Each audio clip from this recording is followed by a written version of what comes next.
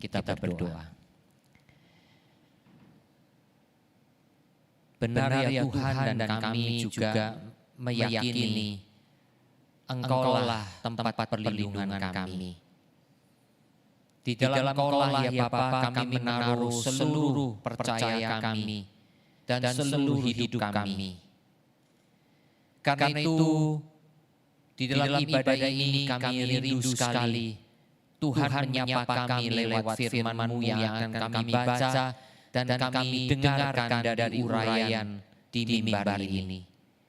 Bapa, kiranya Engkau bekerja memberitahukan kepada kami dan meyakinkan dengan sungguh-sungguh serta menyadarkan kami selama ini apakah kami bersandar kepadamu atau ternyata kami tidak bersandar kepadamu.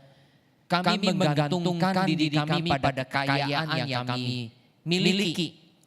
Kami menyandarkan kepada kemampuan kami, yaitu kepandaian kami. Ataupun kami menyandarkan hanya pada pengalaman kami. Sehingga nama Tuhan cuma hanya menjadi nama saja. Seolah-olah Tuhan hanya sebagai tukang stempel bagi kami. Bapa, karena itu tolong kami supaya kami betul-betul mengutamakan Tuhan di dalam seluruh hidup kami sebagai pernyataan percaya kami kepadamu. Terima kasih ya Bapa, sertai hamba-Mu bisa menguraikan kebenaran firman-Mu pada hari ini dan sertai seluruh umat-Mu ya Bapa memahaminya dengan baik. Dalam nama Tuhan Yesus Kristus kami berdoa. Amin.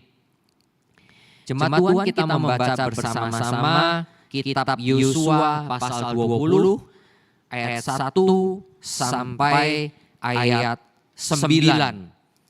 Tapi kita membacakan ayat 1 sampai ayat 6 saja. Yosua 20 ayat 1 sampai 6 bacaan kita hari ini. Saya bacakan. Berfirmanlah Tuhan kepada Yosua demikian. Katakanlah kepada orang Israel begini.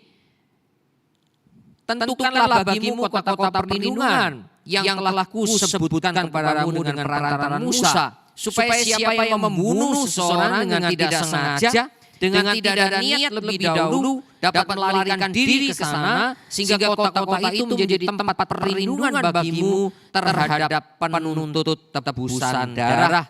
Apabila ia melarikan diri ke salah satu kota tadi, maka haruslah ia tinggal berdiri di depan pintu gerbang kota dan memberitahukan perkaranya kepada para tua-tua kota. Mereka harus menerima dia dalam kota itu dan memberikan tempat kepadanya, dan ia akan diam pada mereka. Apabila penuntut tebusan darah itu mengejar dia, pembunuh itu tidak akan diserahkan mereka ke dalam tangannya, sebab ia telah membunuh samanya manusia dengan tidak ada niat lebih dahulu dan dengan tidak menaruh benci kepadanya lebih dahulu. Terakhir ayat 6. Ia harus tetap diam di kota itu sampai ia dihadapkan kepada rapat jemaah untuk diadili, sampai imam besar yang ada pada waktu itu mati. Maka barulah pembunuh itu boleh pulang ke kotanya dan ke rumahnya, ke kota dari mana ia melarikan diri. Demikian bacaan firman Tuhan bagi kita sekalian. Saudara, tema kita jelas sekali, yaitu Tuhan tempat perlindungan. Tuhan tempat perlindungan. Lagu tadi sangat menyukakan hati ya dalam pengantar firman kita sekalian. Dulu saya setelah percaya kepada Tuhan, saya sering menyanyikan lagu ini ya. Di tengah-tengah pergumulan-pergumulan dalam hidup, apalagi pada waktu itu saya di rumah saya, keluarga saya adalah orang pertama yang percaya kepada Tuhan. Sehingga tidak bisa sharing apa-apa kepada saudara-saudara saya, apalagi kepada orang tua saya yang waktu itu belum percaya Tuhan. Sehingga apapun yang menjadi pergumulan, Tuhanlah tempat perlindungan. Nah, saudara, kita akan belajar bersama-sama. Ini berkenaan dengan nats kita, di mana Tuhan memberikan kota-kota perlindungan kepada orang Israel. Saudara, ciri khas kota-kota dahulu, kota-kota kuno, itu ada hal-hal yang kita perlu ketahui. Pertama, dikelilingi benteng yang kuat. Ya, beda dengan kota kita zaman sekarang. Misalnya kota Surabaya, tidak mungkin dibentengi, saudara. Mau bangun berapa banyak, saudara. Ya, lagi pula perkembangan kota di zaman sekarang itu terus menerus karena ada proses apa, saudara? Orang-orang dari kota kecil, ya semuanya pindah ke kota besar, sehingga terus menerus kota makin berkembang. Ya, berbeda dengan kota zaman dahulu. Kota zaman dahulu itu adalah dikelilingi benteng yang kuat, ya. Kalau kemudian tidak muat, ya saya tidak tahu lagi, ya. Mungkin kemudian mereka mendirikan kota yang lain, ya, mendirikan kota yang lain. Nah, kota-kota di Tiongkok masih ada beberapa kota, sudah masih ada bentengnya, ya. Di daerah Yunani juga ada bekas-bekas, ya, dari kota-kota, ya. Juga di Asia Kecil ada bekas-bekasnya di mana ada tembok-tembok kota, ya. Saudara, konon ya tembok ratapan di Yerusalem itu juga adalah bagian dari tembok kota pada waktu itu, konon, ya. Nah, saudara yang dikasih oleh Tuhan, itulah. Kemudian di dalam kota-kota yang berbenteng itu ada pintu gerbang.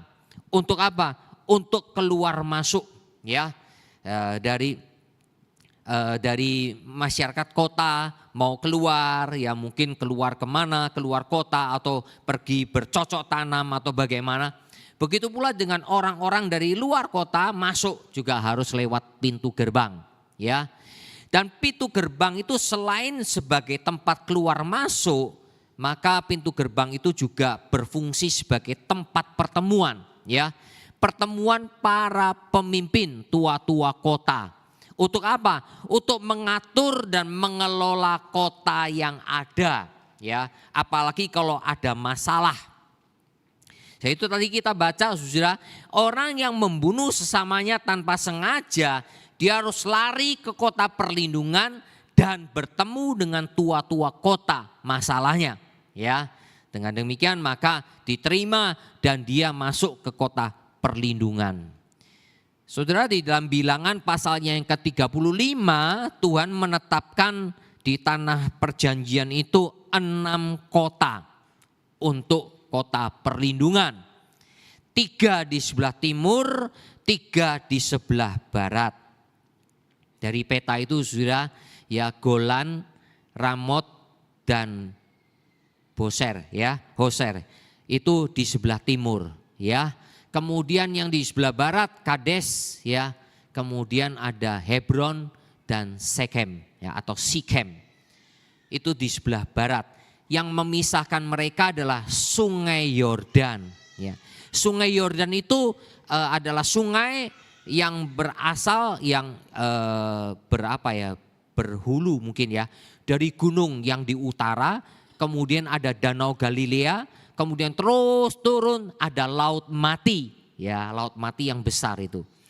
Jadi itu Sungai Yordan. Sebelah kanan adalah sebelah timur dan sebelah kiri adalah sebelah barat. Jadi sudah Tuhan adil, ya, Tuhan adil. Sebelah utara, yang di tengah dan yang di selatan semua disediakan kota perlindungan supaya kalau ada masalah di antara orang Israel dan masalah itu sebetulnya sesuatu yang tidak disengaja, maka orang itu berhak untuk lari mencari kota perlindungan. Sebab itulah, saudara, kota perlindungan adalah gambaran perlindungan Tuhan atas umatnya pribadi lepas pribadi dari tuntutan hukum. Ya, sekali lagi, saudara, hukum Taurat menuntut darah, nyawa kepada orang yang membunuh sesamanya.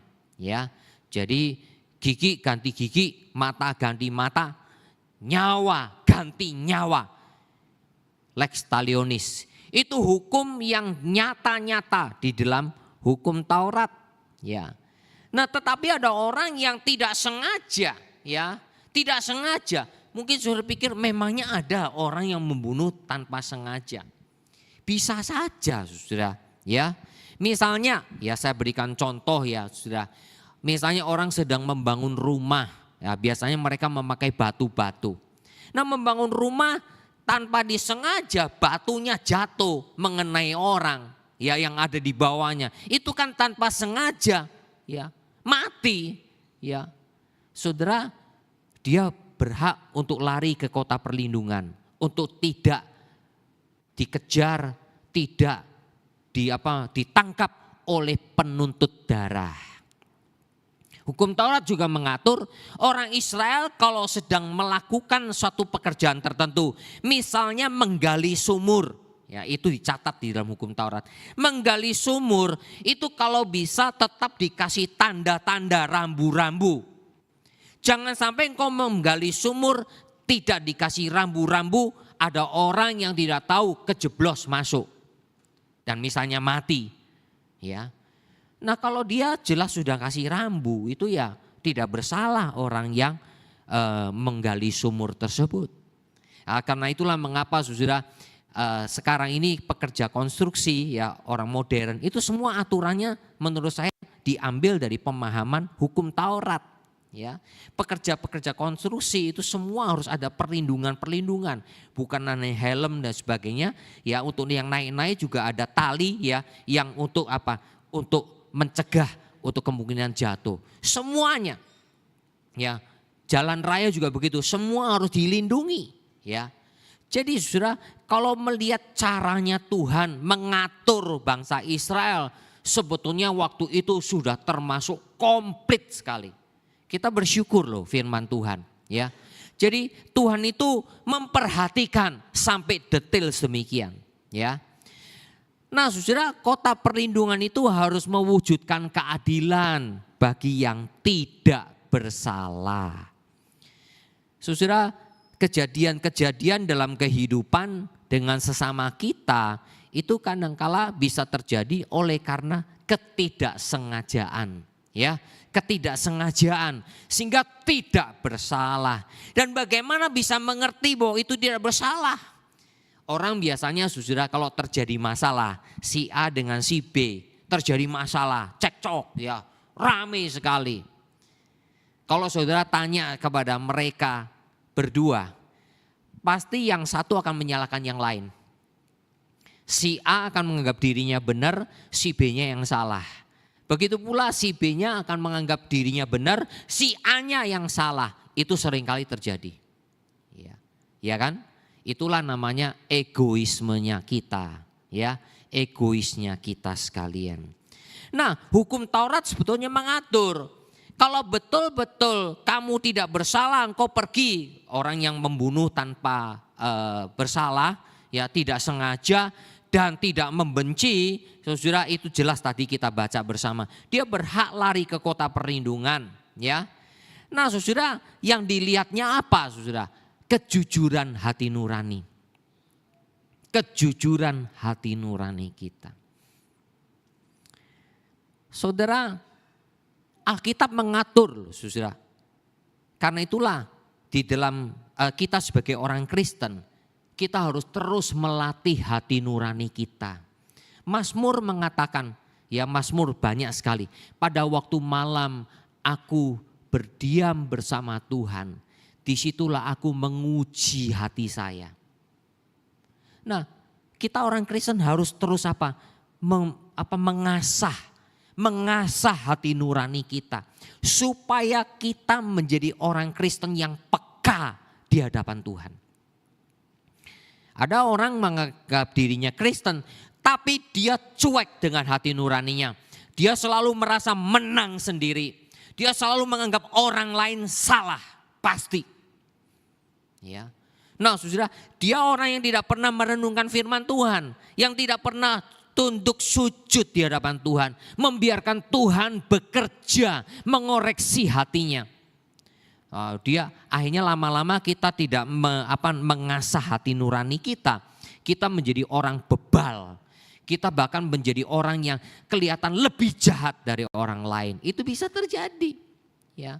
Tapi kalau kita terus mengasah hati nurani kita, itu akan diterangi oleh Tuhan, diterangi firman Tuhan. Ya. Saudara, di dalam hukum Taurat, ya, nanti saya akan jelaskan berkenaan dengan hati nurani ini. Ya. Yang kedua, murni insiden tanpa kebencian. Ya tadi sudah membangun rumah, nggak sengaja batunya jatuh, yang dibawa ada orang kena kepalanya langsung mati. Tanpa sengaja, tanpa kebencian. Ya. Alkitab mengatakan juga dalam Injil Matius, saudara, hati-hati dengan kebencian. Kalau saudara dan saya sudah punya kebencian, dan ketika kita berinteraksi dengan orang lain, kita tidak betul-betul menjaga hati kita. Kebencian itu betul-betul minta Tuhan hapuskan. Hati-hati, kebencian itu akan semakin menguasai diri kita. Malahan Injil Matius, Tuhan Yesus katakan, siapa membenci saudaranya membunuh. Jadi bagi kita anggap menggunakan pisau, menggunakan kampak, menggunakan tombak, itu kemudian menghabisi nyawa orang, itu dianggap membunuh. Oh, Tuhan katakan membenci saudaranya itu juga sudah membunuh. Jadi saudara, etikanya Tuhan itu lebih tinggi daripada ukuran etika manusia. Dalam arti apa saudara? Kalau manusia hanya melihat dari segi perbuatan, tapi Tuhan melihat sampai hati pikiran kita seperti apa. Ya. Nah saudara, disinilah saudara dan saya harus hati-hati. Ya. Kemudian keadilan harus diterapkan. Betul-betul keadilan itu diterapkan. Nah seperti kota perlindungan, penatua yang ada di pintu gerbang kota itu, ada orang yang sedang mau masuk minta dilindungi. Oke, perkaramu gimana? Dia betul-betul jujur, hati nuraninya betul-betul tidak ada kebencian, maka keadilan diterapkan. Silakan masuk. Penuntut darah, itu sudah membunuh saudara saya. Tidak bisa diserahkan. Nah saudara, kota perlindungan itu adalah untuk menegakkan kasus-kasus pembunuhan yang tidak disengaja dengan pedoman kitab Taurat. Saudara, memang kita kalau membaca kitab Taurat ya, khususnya Keluaran, Bilangan, Imamat, Bilangan, Ulangan, aduh, kalau membaca itu rasanya bisa bosen sudah, karena kita tidak tahu latar belakangnya. Tapi kalau kita tahu latar belakangnya, tahu penerapannya, kita betul-betul melihat Tuhan itu luar biasa. Jadi sebelum Israel menjadi bangsa yang akan menduduki tanah Kanaan, kitab Taurat sudah disediakan. Untuk apa? Mengelola. Ya. Apa saja saudara kitab Taurat itu isinya? Di dalam penafsiran teologi saudara, Alkitab Perjanjian Lama ada 3. Hukum Taurat itu mengatur 3 hal. Pertama, hukum ibadah, peribadatan. Ya, karena itu kita sudah belajar ya, korban bakaran, korban penebus salah, korban-korban. Nah itu semua peraturan. Kemudian ada hukum sipil, sosial masyarakat antar sesama. Yang ketiga hukum moral, etika. Ya, ini 3 hal. Nah kita lihat bersama-sama. Misalnya orang itu katakan hati nuraninya jujur atau tidak. Ya, saudara ingat ya, kota perlindungan itu cukup dari 6 kota. Itu banyak ditinggali juga oleh orang Lewi. Orang Lewi suku Lewi adalah suku yang memang khusus untuk melayani Tuhan. Sehingga mereka harus mengerti, memahami kitab Taurat. Dengan memahami kitab Taurat, maka suku Lewi termasuk imam-imam dan tua-tua kota ya, melihat kasus dari satu orang, dia harus lihat. Salah satunya hukum peribadatan itu apa saudara? Itu tercantum di dalam Bilangan pasal yang ke-5. Yaitu hukum kecemburuan. Apa itu hukum kecemburuan? Yaitu yang disebutkan begini. Kira-kira ya. Ada seorang suami tiba-tiba muncul roh cemburu dalam hatinya kepada istrinya. Bahwa dia merasa istrinya ini sudah ndak jujur lagi, sudah betul-betul kayak seperti nyeleweng lah begitu kalau kita katakan. Berzina. Suaminya ndak enak sekali, ada roh kecemburuan. Ya mungkin tidak 1 hari, sudah mungkin berapa lama. Ndak tenang gitu hati nurani dari suaminya. Lalu suaminya boleh pergi ke imam, mengadukan kasusnya kepada imam. Jadi suaminya nggak boleh semena-mena juga, menuduh langsung, ndak boleh. Ya mengadukan ke imam, lalu imam itu apa? Tanyain, panggil istrinya. Ini suamimu punya roh cemburu ini gimana? Ya.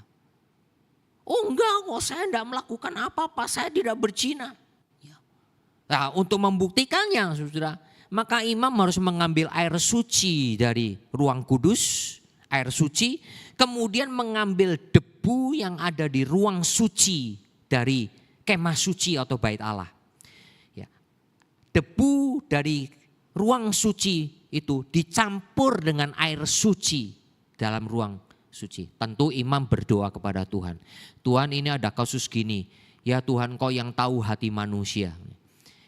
Istri itu harus minum dari air yang sudah dicampur dengan debu.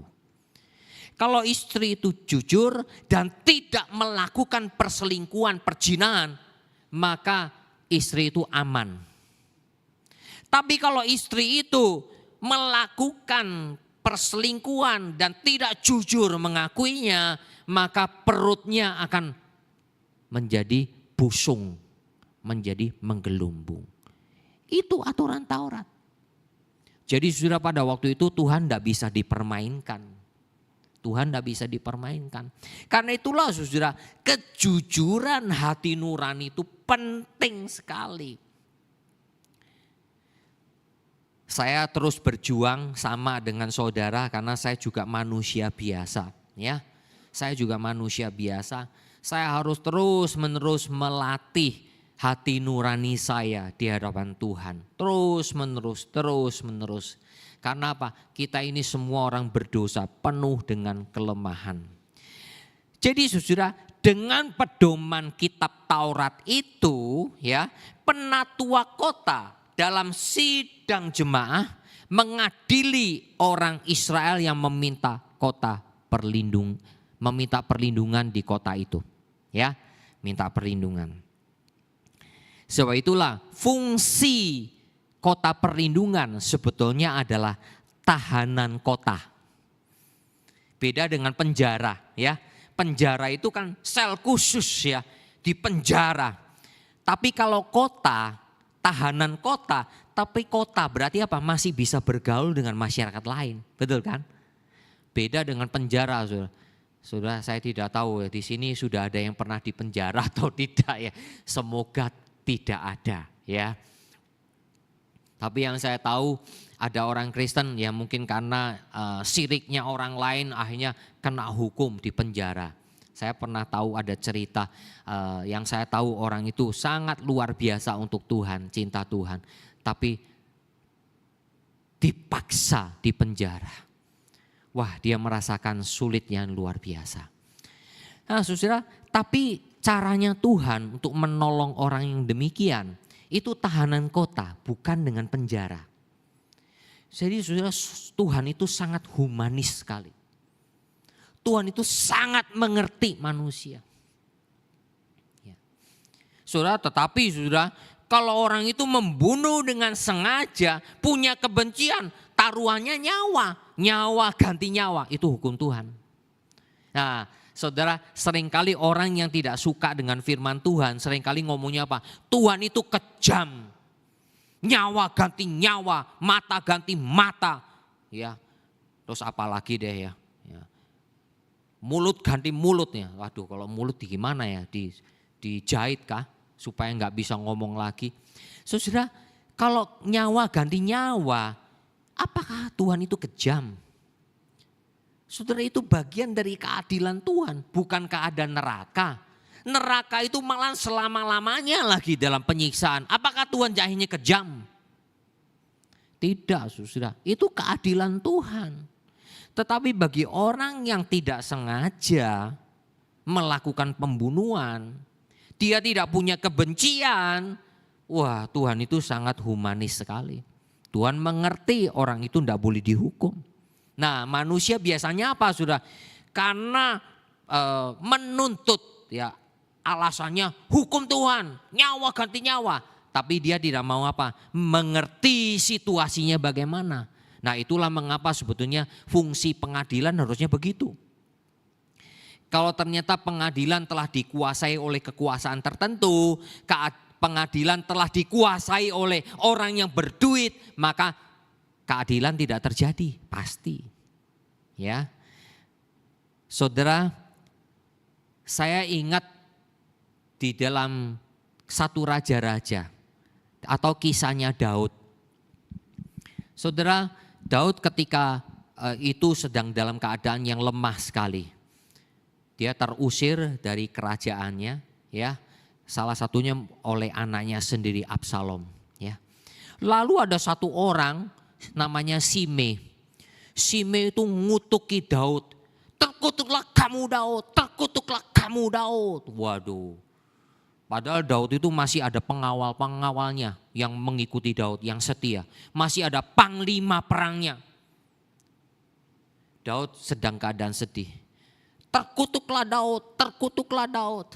Lalu panglimanya, raja. Tinggal raja ngomong ya, bunuh orang itu. Saudara, dengan kata-kata yang pasti tidak baik. Pasti kata-kata yang kasar sekali. Saudara, tapi Daud kata, jangan. Siapa tahu dia memang mengatakan itu adalah dari Tuhan. Saudara, seorang raja loh. Saudara, bukankah kita kadang-kala, saya kan orang berduit, saya posisinya tinggi, lu kok nyindir saya ya? Saudara sudah rasa gimana? Merasa apa? Tersindir bukan? Ini raja loh. Masih ada panglima loh. Tapi Daud masih membiarkannya. Bahkan akhirnya ketika Shimei merasa bersalah, dia akhirnya Daud setelah kembali lagi berkuasa sebagai raja. Shimei minta maaf. Daud bersumpah tidak membunuh Shimei. Karena sebetulnya hukumannya memang dibunuh sudah. Mengata-ngatai pemimpinmu. Akhirnya sudah ketika Daud sudah tua dan Salomo menggantikannya. Daud ingat, Salomo ingat berikan keadilan kepadaku. Shimei telah mengutuk aku dengan kata-kata yang tidak baik. Memang aku waktu itu sudah bersumpah sehingga aku tidak bisa lagi untuk membalas. Tapi biar engkau berikan keadilan buatku. Ingat Salomo dengan penuh hikmat kan. Hanya selalu menerapkan apa? Hei Shimei panggil. Kamu telah mengata-ngatai raja ya ayahku kan? Iya betul aku. Oke mulai sekarang kamu jadi tahanan kota. Kamu tidak boleh keluar dari kota Yerusalem. Dia janji bersumpah atas nama Tuhan. Kan enak kan masih di kota sudah, enggak di penjara. Satu kali dia lupa setelah 3 tahun. Budaknya suruhannya keluar. Ditemui 2 orang. Wah dia cepat-cepat mau menjemput ya, mengambil kembali budaknya. Dia lupa, dia tahanan kota. Akhirnya dia pulang kembali ketahuan. Kamu udah keluar kan? Kamu melanggar sumpahmu. Atas raja, atas Tuhan. Hanya Shimei dibunuh. Saudara, jadi saudara tahanan kota. Memang kasus zaman sekarang ada juga tahanan kota, ada. Tapi harus selalu lapor ke polisi ya, harus selalu lapor. Nah saudaraku yang kasih oleh Tuhan, Tuhan adalah tempat perlindungan. Apa aplikasinya bagi kita orang Kristen? Idealnya saudara, jangan ada masalah hukum antar orang Kristen. Idealnya, saya ngomong ideal saudara. Bahkan idealnya kalau bisa jangan ada masalah hukum dengan orang non-Kristen. Paulus ngomong itu di 1 Korintus 6. Ada masalah di antara kamu pun sudah mempermalukan nama Tuhan. Apalagi kalau ternyata engkau meminta bantuan kepada orang tidak percaya mengenai keadilanmu. Itu Paulus ngomong semua. Tidak tahukah kalian bahwa kita akan menghakimi malaikat-malaikat? Waduh. Saudara, Paulus mengatakan itu bukan berdasarkan pengertiannya sendiri tapi berdasarkan firman Tuhan. Saudara, malaikat-malaikat itu nanti kita akan mengadili dunia ini. Tanda petik ya saudara. Tentu didasarkannya kepada Kristus Tuhan kita. Saudara, tetapi karena ideal, tapi di dunia yang berdosa ini kan tidak pernah ada yang ideal terjadi. Tidak pernah ada. Ya. Setidaknya saudara, mari kita hidup sebagai warga negara yang benar dan baik. Paulus menasihatkan kepada jemaat di Roma pasal 13. Doakanlah pemimpinmu, ya, rajamu, doakanlah. Dan jadilah warga negara yang baik dan benar. Karena penguasa itu diberikan otoritas oleh Tuhan untuk apa? Menegakkan keadilan atas orang-orang yang jahat. Orang berbuat jahat harus diadili. Tapi kalau engkau berbuat baik dan kau hidup benar, tidak mungkin pemerintah akan melakukan hal-hal kepadamu. Tidak mungkin. Hiduplah sebagai warga negara yang baik dan benar. Tapi saudara, kita sadar tidak ada yang ideal selama di dunia yang berdosa. Kita boleh menggunakan sistem peradilan yang ada. Gunakan, silakan. Tetapi saudara dan saya harus menjaga integritas, etika dan moral kita.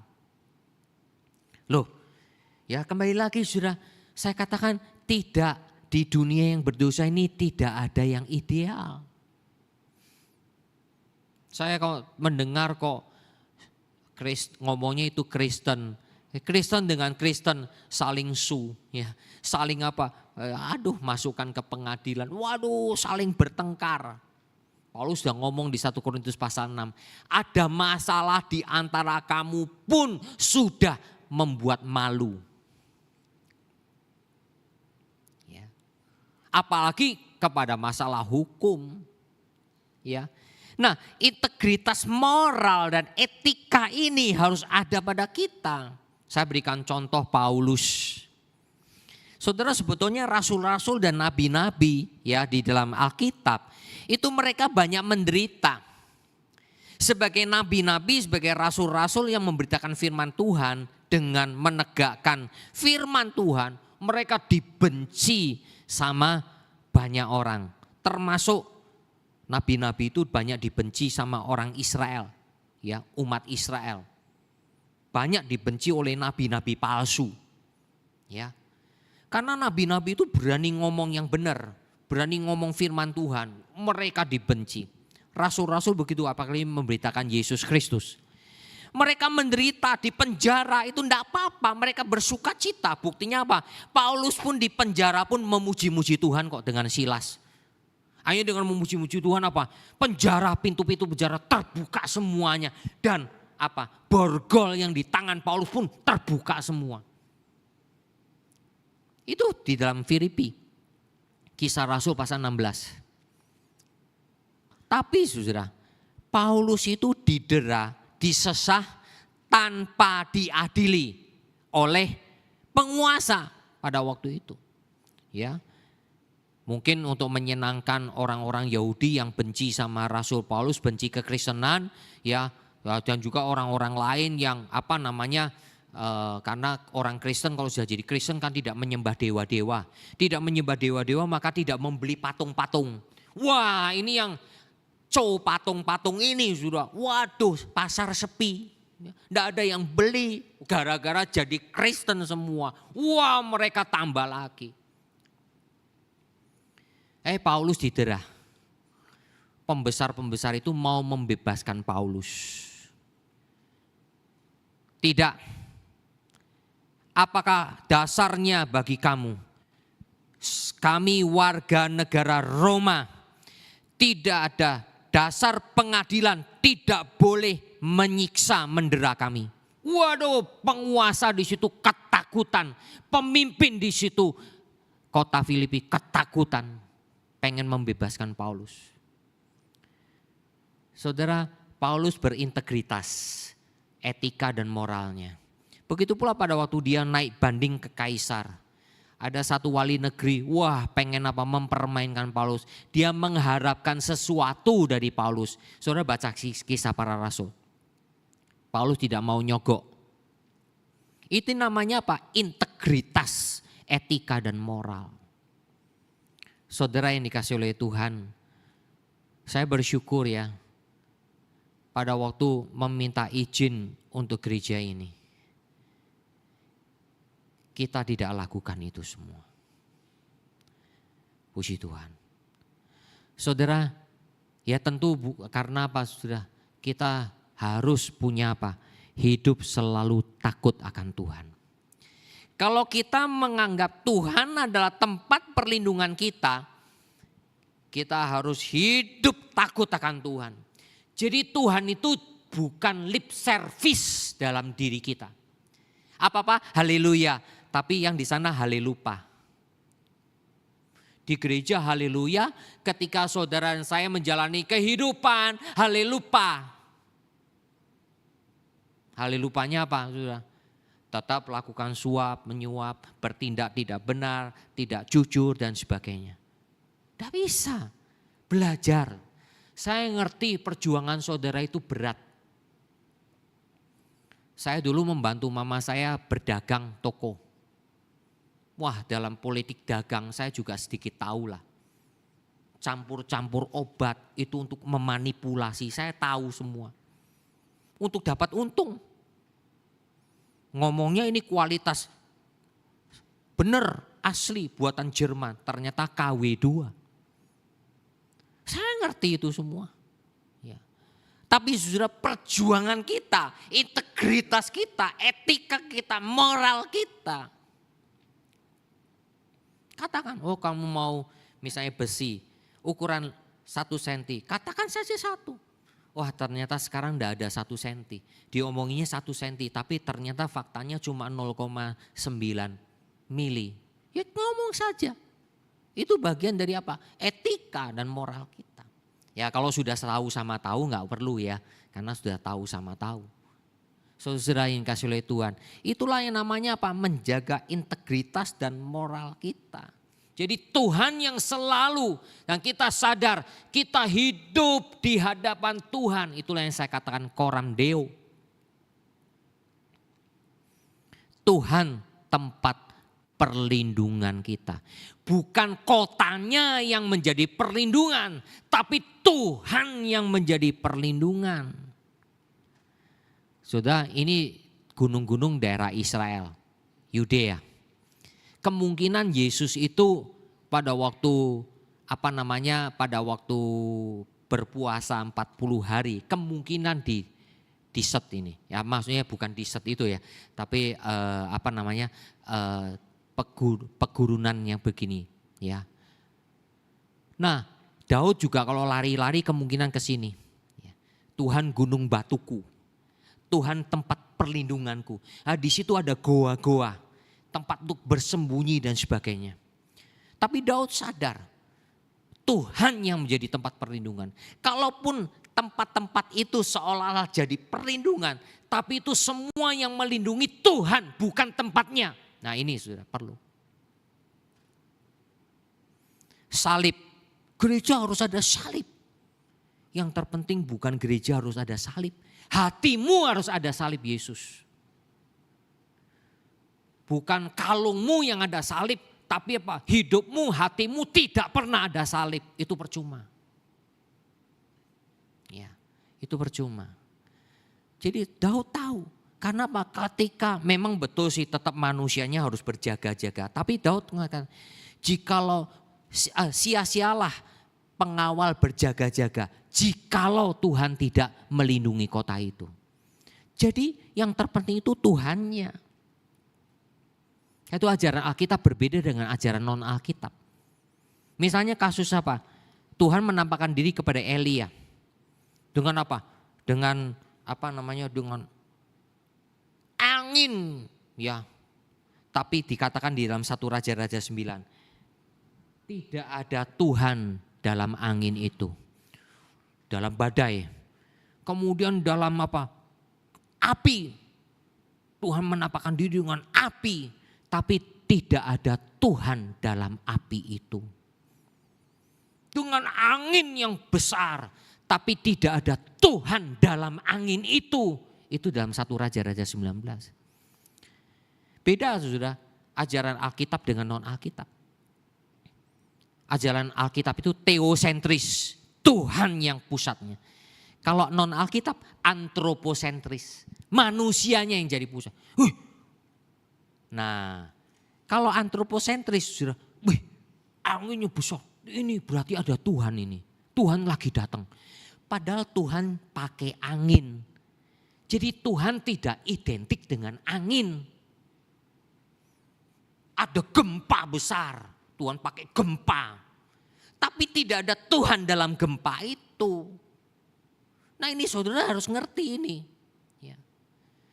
Teisme. Teisme itu betul Tuhan, ya, teologis. Lain dengan non-Alkitab, animisme, dinamisme, sampai mistik. Animisme, dinamisme, mistik itu pohon yang gede. Ada penunggunya. Nah, kan jadi animisme, dinamisme, mistik, betul kan? Tidak boleh itu. Ya. Monoteisme, percaya Allah yang esa. Jadi juga jangan politeisme apalagi agnostik. Nah saudara, gereja memang ada alat-alat yang dipakai. Misalnya perjamuan kudus ya. Terus apa seperti ini. Kita Alkitab, terus ada simbol-simbol ya untuk baptisan ya, untuk perjamuan kudus, roti dan cawan ya. Alkitab. Saudara jangan Alkitab itu untuk dibaca, bukan ditaruh di rumah lalu di situ disembayangin. Pakai hiu, terus di depan situ, terus Tuhan, tapi tidak pernah baca Alkitab. Itu namanya kamu masuk ke dalam antroposentris. Manusianya yang saudara memikirkan Tuhan dan Alkitab sesuai dengan pengertian kita. Tidak boleh, harus sesuai dengan pengertian Alkitab. Ya. Mimbar, mengagung-agungkan mimbar. Mimbar mau diganti ya nggak apa-apa. Nanti salib mau diganti ya nggak apa-apa. Yang penting salibnya betul-betul salib Tuhan ada di dalam diri kita. Itu yang penting. Ya. Jadi hati-hatilah saudara, hati-hatilah. Tuhan perlindunganku, tempat perlindunganku. Tuhan yang jadi tempat perlindungan. Saudara, kalau misalnya perang sekarang, bunker sampai berapa meter di bawah. Bunker yang jadi tempat perlindungan, bukan Tuhannya. Tapi ternyata kalau ada bom yang bisa membuat hancur bunker itu bagaimana? Ya, karena itu cuma bunker, bukan Tuhan. Ya. Jadi saudara, ingat saya pernah memberikan ilustrasi seorang misioneri di Afrika. Dikejar-kejar sama orang yang membunuh semua orang-orang Kristen, termasuk misioneri itu. Dia lari sekali. Akhirnya sudah dia menemuin goa. Itu satu, dia sudah ngos-ngosan, dia dikejar banyak orang. Satu-satunya itu, dia masuk ke goa tersebut, terobos.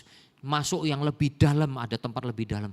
Sambil nafasnya terengah-engah, dia deg-degan. Tuhan tolong saya. Tuhan tolong saya. Lalu kemudian yang mengejar dia sampai di depan gua itu. Orang yang di dalam dah ya. Tidak mungkin di dalam. Kenapa? Ini buktinya. Sarang laba-labanya. Masih utuh. Tidak mungkin kalau dia masuk ke dalam pasti. Orangnya di dalam, sarang laba-labanya pasti sudah rusak. Sebetulnya sarang laba-labanya itu baru diperbaiki oleh laba-laba.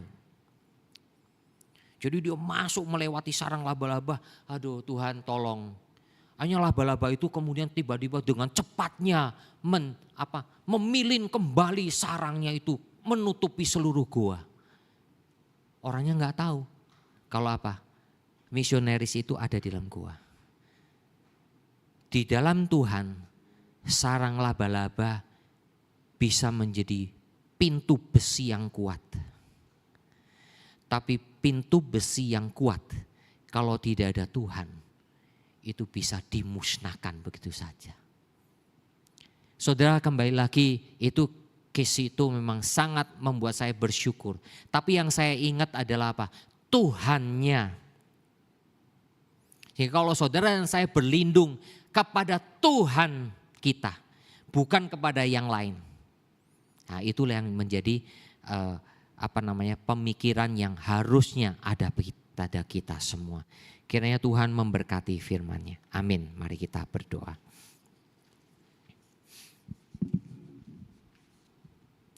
Berkatilah ya Bapa firman-Mu dan kiranya Tuhan sendiri yang menolong supaya kami bisa mengerti dengan baik. Dan kami betul-betul belajar terus menempatkan Tuhan sebagai Tuhan. Kami selalu takut akan Tuhan, hidup takut akan Tuhan. Dan menyadari hidup selalu di hadapan Tuhan.